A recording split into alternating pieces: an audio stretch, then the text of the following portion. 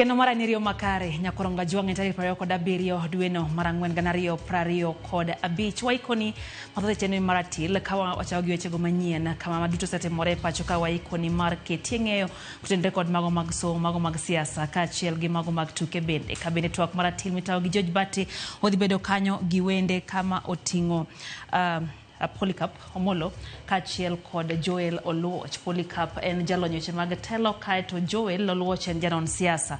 Gidhi keto piny Kenya ratil kotenre kod telo mar broad based government duto e chenro maratil twak mikelo George Bati bang' weche manyien mag thuond weche. Ido ka school ka Victoria chajo 13,000 mar admission nyaka 15 to podi biro loka mar 5,000 to podi biro go books mar 4,500 koro tamo nyathi man nok kata janyuol man nok mondo nyathino odhi school. Nonro ma otim gi Elimu Bora Working Group yango ni atamalo prochiko mag skunde choke pesa mathoth kuom jonyuol ataro mar chike mapachoka. Now we have 53 cases in Migori County. We have Kisumu County 56 cases and equally Nairobi County 44 cases. Kwanji maosegamo tuo mar nyaldiema e pachoka osemedre nyaka 153 ka Kisumu, Migori kod Nairobi ema tuo no landore ahinya. Mali nitiere kata malo nwang'ore to pesa lorore e center. Kuro mane kony maneno kony godo jo center ni kabisa. Etielo marariyo mar sigana maradhonde mula ma bimbo jokony mula lero gima omiyo gidok kendo e tijno kata mana bang' masira.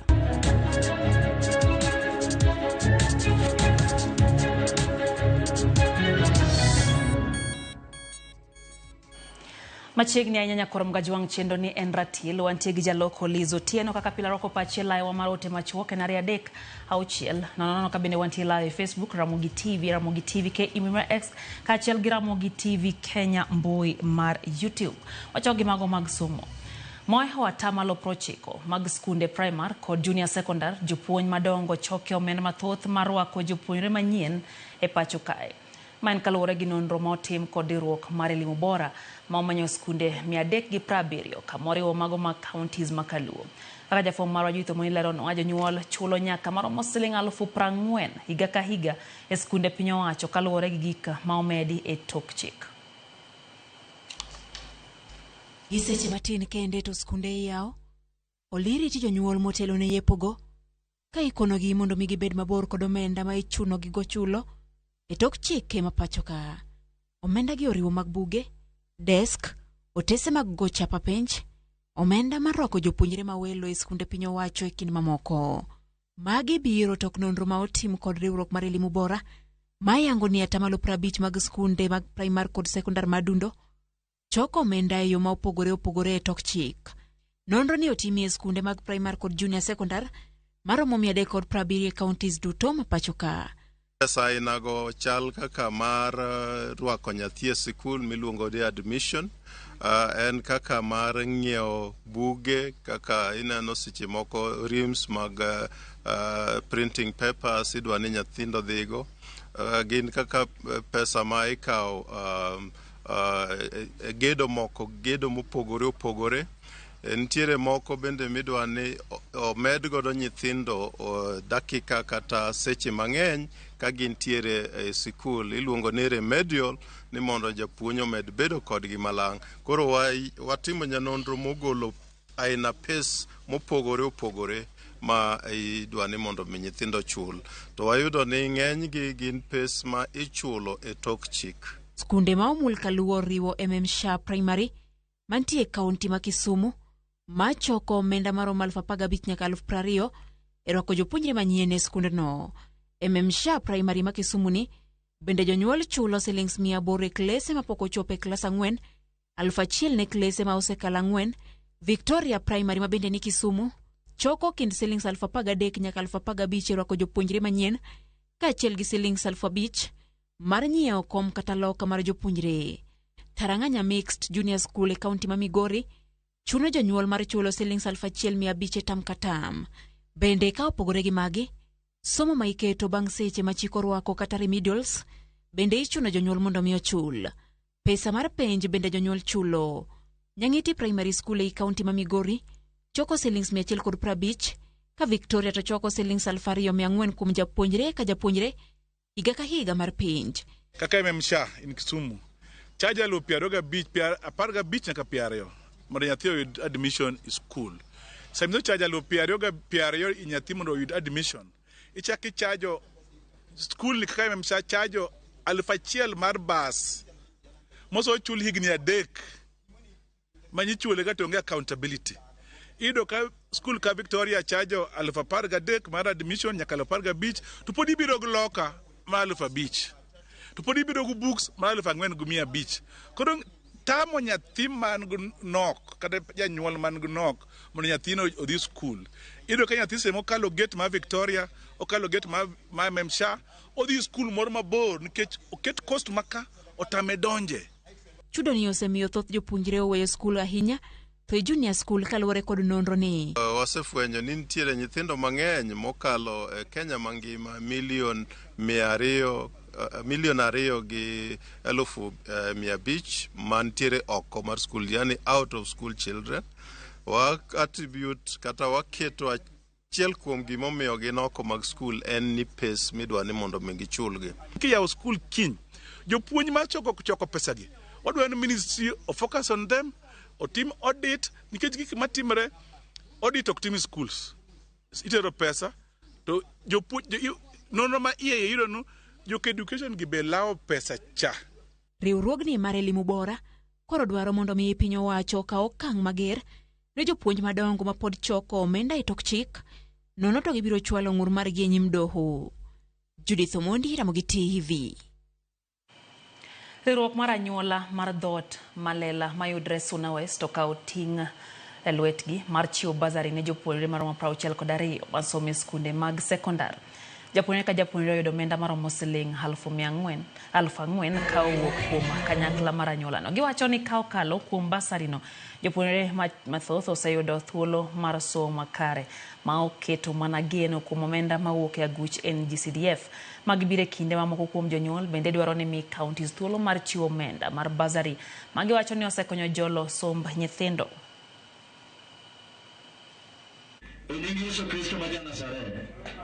Powuoyo ni wapogo basari ne nyithindwa mondo odhi e skul odhi osom.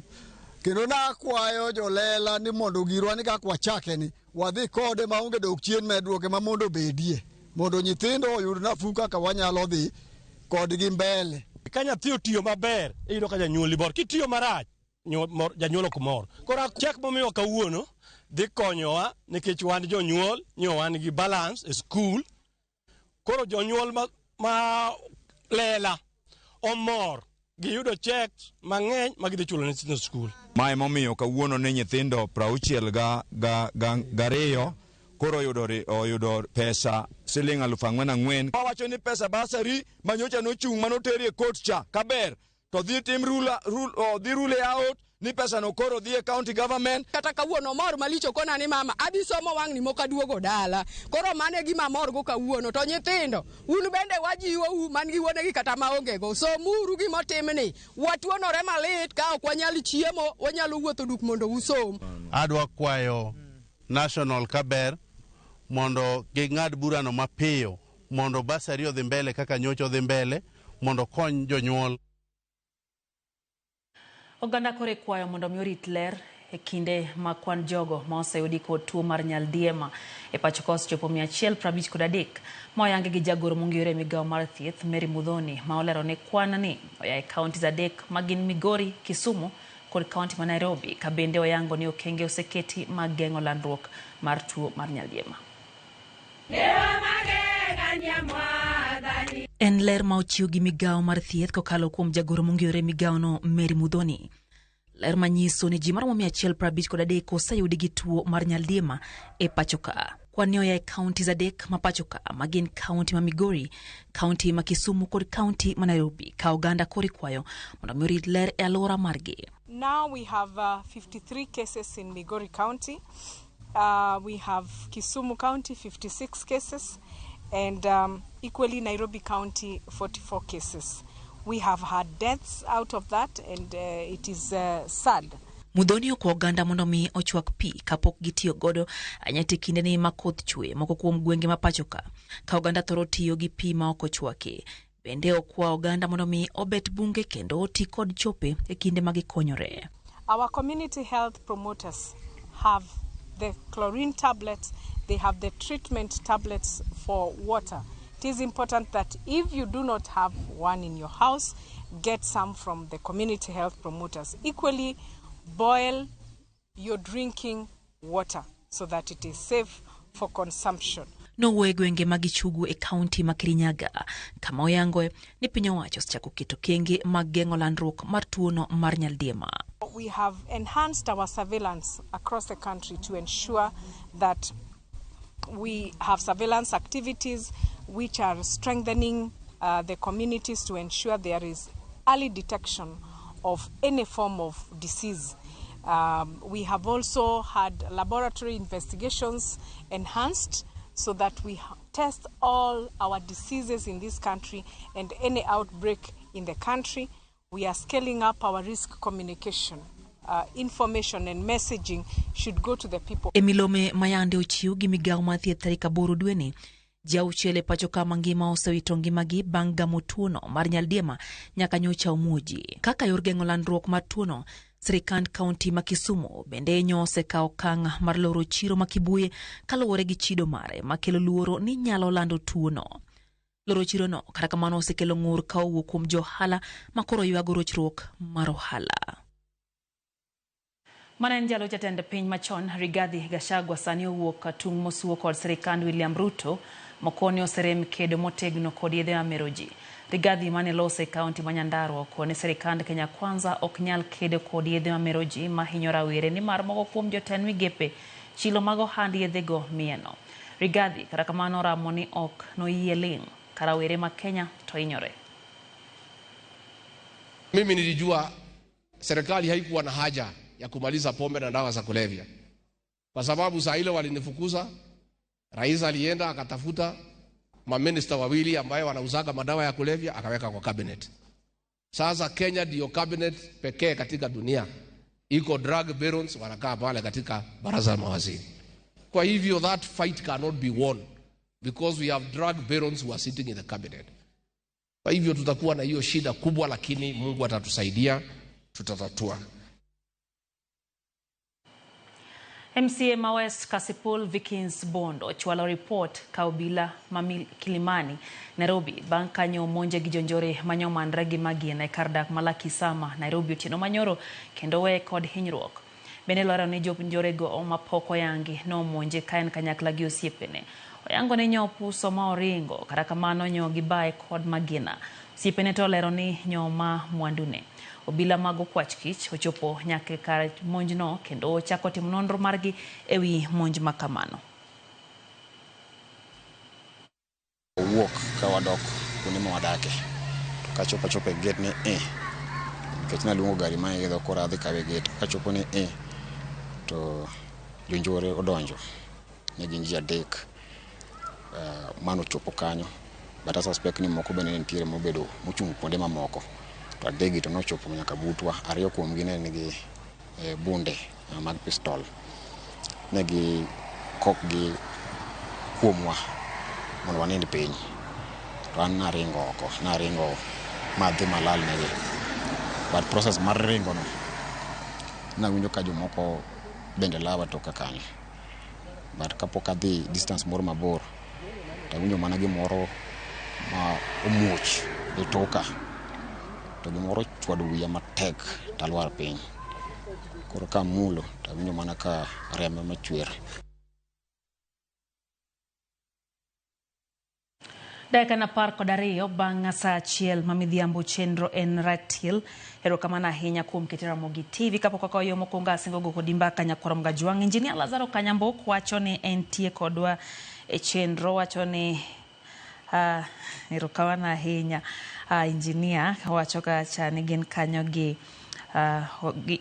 yuago MCA Joel Mounove Kimanzi, Jerry Babasherin kendo Mama Kijiji bende ne otho kogwen radius mar just 10 meters mosahinya. Kaeto wacho kanyo ni Migao mar somo kowinjo ket osuru momedi makata ntiere tok chik e pacho ka ne jopuonjre mano injinia Lazaro Kanyambok.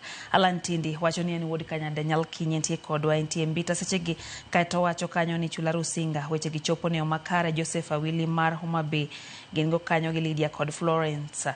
Eno bende mwalimu Faith Mzomo. Mwalimu wacho kacha ni koro nyithindo emuket chulo pesa mar gedo mar skunde ok en gima kare weche manyi mwananchi to ok ochuno ga sirikal e pacho kae wacho ni en wacha bende owuora ahinya oyo batinya koro mga juang mendo til hikidhi mabor.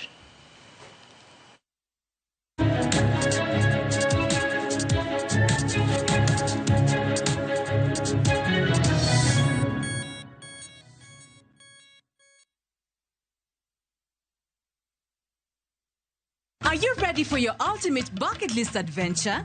View Travel invites you on an unforgettable 4-day gorilla trekking adventure in Uganda. This package includes return flights, a gorilla trekking permit, ground transportation, and a community visit. Starting from $1,510 per person sharing to witness nature's rarest wonders. With View Travel, adventure yako iko sorted. Book now, lipa pole pole. Visit viewtravel.com or call and WhatsApp 0703 254 254. View Travel. Dream. Explore. Discover.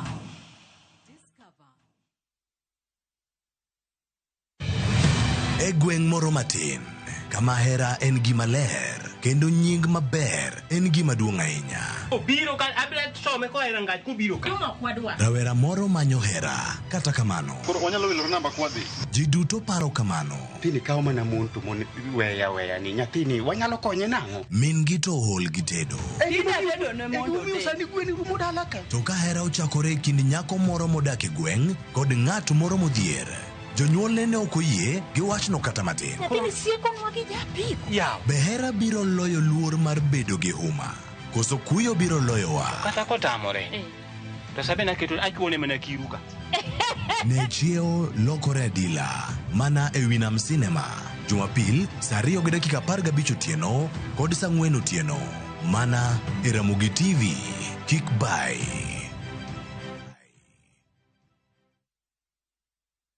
We, e penjno. An gima ng'eyo, en mana nying unit kende. Chaki krok sande penj, mana gi Steam. Steam energy drink. Medo keto paro kamokwe. Iketi jama moko, mana gi Steam energy drink.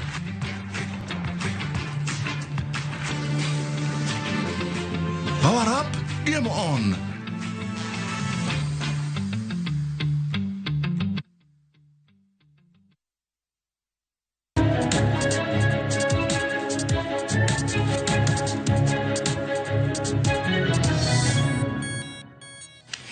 Machiegni kendo nyakoro mga juang chendo ni Enratil wadhi mbele gi weche manyien koro wang'iyo sigana mabende ne wachako kelo ni odiochieng'no manyoro.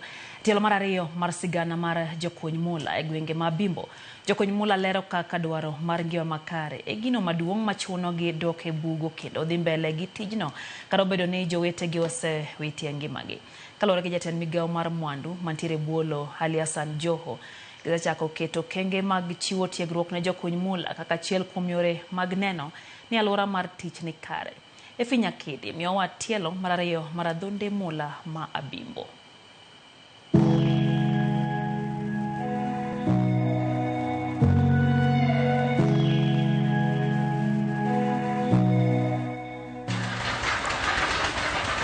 Nyikwa Ramogi. Kata obedo ni masirani nojukogi, rawere pod dok e kuonde kunyo mula. Penjo ma pod medo nyuolo paro en ni ang'o mamiyo rowere dok. Okati buga tiyo, bata to chogi oko mar mondo med kaka nyalo konyora.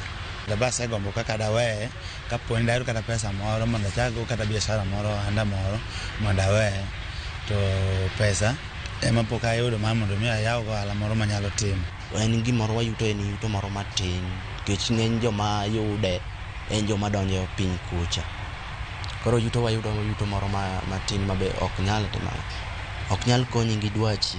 Tijno osebedo ka konya, okonya familia na, osebedo ko upuonyo nyithiwa, oda, nitiere joma setiyo godo ma bende koduogo, ati Nyasaye osekonya maduogo. Okonya yor agriculture apuro kode puothe. Koro kama tieri matiene bano kokonyo jo biashara kech ka mali nitiere kata malo nwang'ore to pesa lurore ei center.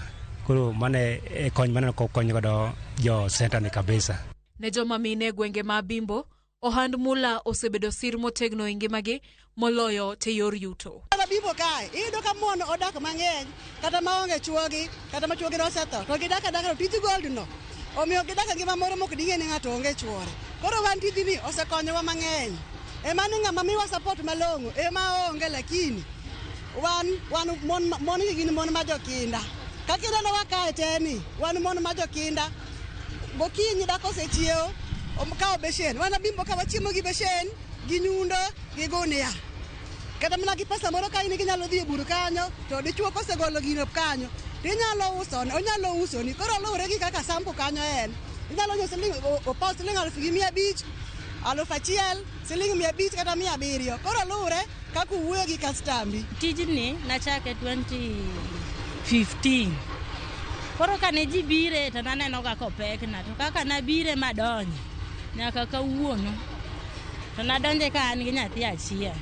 Koro aneno ka tijni osekonya. Wachandra chande iye kae wadhi ayara. Koro en hawi inyalo yudo siling 5,000 seche moko mano mana kinyolo. To kidhi ayara inyalo yudo siling 2,000, siling 1,000.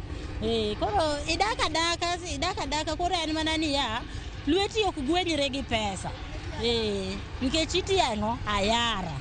Koro katitare iye kanyo, lakini nyaka yud ma nyithindo timo nadi, ma nyithindo chamo. Ajiwo chuo mamiyo wa yara, gimed miyo wa yara mondo watim ang'o, wamed chiemo maber. Ahombogi, gimed miyo wa yara wan monda Bimbo, wadag maber, wachiem maber, nikech wachandre iye ka onge kuma wadhiye. Kaluwore gi jatend migawo mar mwandu ma e bwo lowo Hassan Ali Joho, nitie komitis ma migawono omiyo ting' mar fwenyo kendo chiwo lesen ne jokuny mula. Lesen go kata kamano, Joho wacho ni ichiwo mana ne jogo ma kuondegi mag tich ochope rang'iny ma chik dwaro. As government, what we have done is to put them in some cooperatives, organize how they can be licensed, and so that for artisanal we've completely devolved the processes of licensing. So we have committees that we have gazetted in most of the counties you referred to, so that they can be able to evaluate and be able to license. So from where we sit, of course, there are regulations in place. We started organizing them, put them in some cooperatives, possibly arrange some training for them. We have RMOs in all our regions to be able to do that. To supervise also, they should be engaged with environmental friendly processes, because once they separate the ore and the gold, they use most oftenly some chemicals that, in the instance that we are concerned about, is there should be environmental concerns being taken care of. So it is something that we have a long-term plan. Even we are considering investing in value addition. Bedo ni chal mar tijni nyalo kelo midhiero moko chan. Joho wacho ni gin kod chenro machiwo tiegruok ne jogo makunyo mula.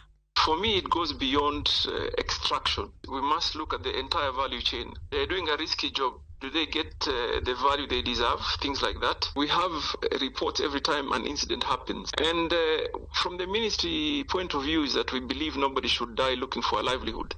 Right. And that's why it's important to regulate them and organize them and even train them and capacity build them, so that they can have ability to safeguard their lives when they are in the mines. Okay. So we are concerned, we keep data, and we plan to be able to circumvent those challenges by creating an enabling, safe and secure environment for them to continue with their practices in artisanal mining. Odiochieng' kodiochieng' nyikwara mogi. Majal mora mora wuok ode madhi kare mar tich. Geno mare kod maranyuonde. En dokot makare kod dhi nyime gi ngima kaka pile. Kata kamano, dhano chano, to Ruoth Nyasaye bende chano mopogore. Geno mar raweregi manoyudo thuolo mar ariyo madhi nyime gi ngima en yudo yo machielo mar loko ohala kod yudo yuto manyalo siro ngimagi. Efi Nyakidi, Ramogi TV, Abimbo, Kaunti ma Siaya.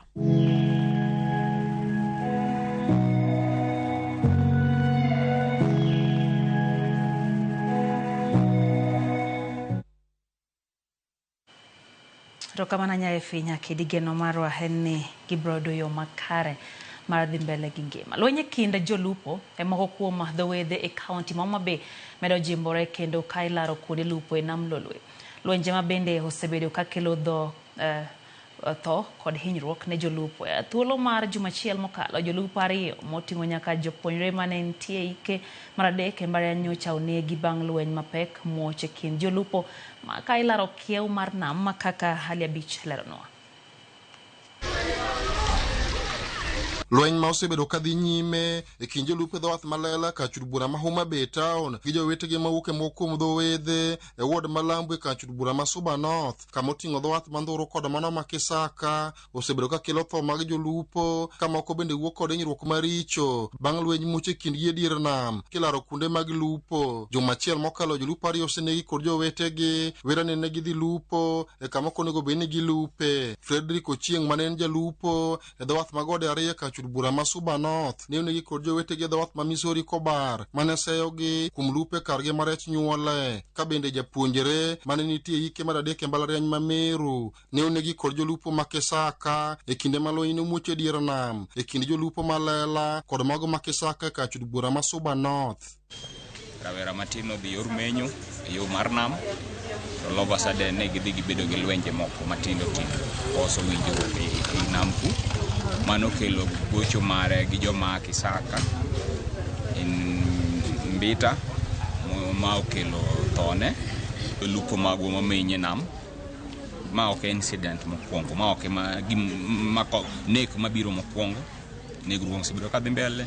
Serikal ne okelo bila mag Kenya Coast Guard mar chiwo arita ne jolupo kod neno ni chenro mag lupo dhi makare nam Lolwe. Penjo maduong' en ni ang'o momiyo jokombe mag dhowedhe yiene jolupo gi mondo tim patrol e tok chik ka giting'o gige lweny maricho e yiedhegi ma ginyogo jolupo wetegi. Jakom dhowedhe ma Homa Bay Edward Oremo wacho ni patrol go itimo e tok chik kendo gidhi kawo ondamo mar kum ne jokombe manyalo timno. And I think ni every chairman ma oweyo loose nikech standard operation procedures mago wacho ni onge ng'ama oyiene dhi e patrol e nam ka ok okawo rusa kuom ja fisheries, ka ok okawo rusa e migawo mar fisheries. Tiende ni kikawo rusa e migawo mar fisheries to you will be held accountable on gimi dhi time nam and returns will be there. Tiyudo ka jowagi dhi adhiya nam makata rusa no okawo aeto the only thing makoro ge report en ni ng'ato osewito ngimane. We are taking stern action on such chairmen. Wach tiyo kod gige lupo maricho nam Lolwe en achiel kuom gigo manyalo lwenye kind jolupo e moko kuom dhowedhe manitie kaunti ni. Ka thuolo mane timo yiero e kombe mag dhowedhe, jolupo moko ne ogolo ywak margi ni nitie jokombe mag dhowedhe manyalo tiyo kod kilwa maricho nam Lolwe mane odewo wang'gi e kinde yiero no. Thoge mawuok e namgi gin gi weche ariyo.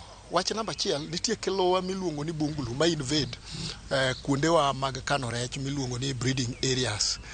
En achiel kuom yore manyaka dilgo mane ni gini oketi kamonego bedie. We cannot keep on talking and talking maonge action.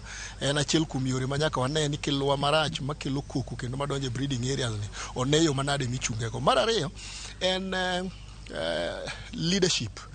Iyudo ka beaches wa mabende digi breeding areas gi jokombe mantie kanyo oweyo jolupo loose ma they are not taking instructions from the chairman. Jatend migawo mochung'ne chenro mag lupo e sirkand kaunti ma Homa Bay Sarah Malet kwa jolupo mondo wedonjo time mag maunde nam Lolwe ka ok onionge chik mayiene jalupo dhi nam kod gige lweny. Wabed gi relationship mokue gi beaches moluorowa kata mwadak godo machiegni. Wan owete kata obedo ni wadak kuonde mopogore opogore. Onge tiende wakawo ngima ng'ato nikech wach mar rech ma wadhi omo e nam. Jalupo ok oyiene dhi gi weapon e nam. Nikech the moment miting'o weapon nyiso ni ni wegi, imbe inyiso ni you are a criminal. Hali Abich, Ramogi TV, Homa Bay.